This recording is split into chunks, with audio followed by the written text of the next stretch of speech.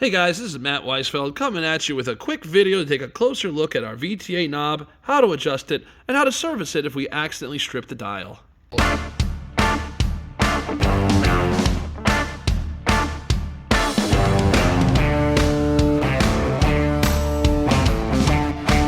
We are taking a look at a standard VPI base that can house either a unipivot or gimbal tone arm. In its current state, it can totally take a gimbal tone arm just by dropping in and tightening the thumb screw.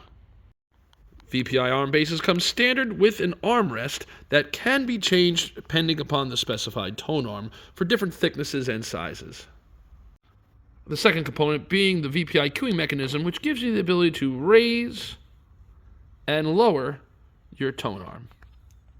On the back, you have your VPI junction box, which can also be upgraded or changed to XLR if choosing to do so, especially if your phono stage requires a different connection.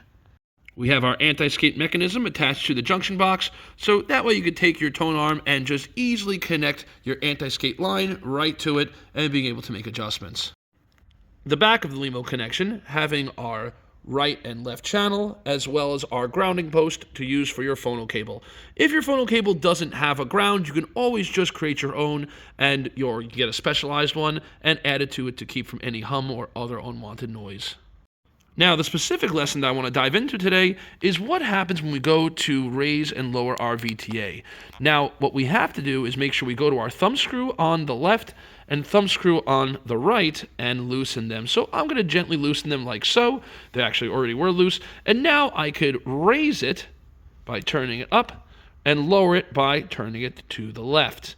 Now, the specific dials over here, that is more so for once you have it set and you have your tone arm parallel, that you can utilize that if you want to go extra deep with your VTA adjustment of having one setting for one record, and then if you have a thicker record, maybe you want to adjust depending upon your own setup and what you choose to do.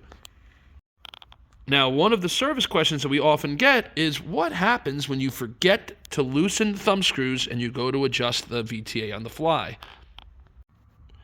Adjusting the VTA on the fly without loosening the thumb screws will then make it so that that dial will lose its grip on the center spindle and then will be free-flowing. Now, most often when this happens, it's very slightly and it ends up making it so it's just a little bit loose. So what we're going to do is we're going to grab our Allen wrench over here and we're just going to fully loosen that set screw. And so now it's been completely disengaged. Because this is important because we have to re-engage the dial by loosening the set screw and lifting up the dial completely. And then finding the location of the flat portion of the spindle and lining it up with our set screw. Once we've done so, I can now take my Allen wrench, lined it up there, and tighten it. Now with the set screw re-engaged, I can once again lower and raise my VTA on the fly. Well guys, thanks for checking out this video. Hope you all enjoyed, and I hope that added a little bit more education on how to adjust your VTA on the fly and what to do if you accidentally forget to loosen your thumb screws and end up stripping out the dial.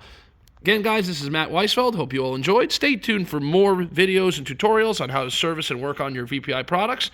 Thanks for being in the VPI family, and see you all next time.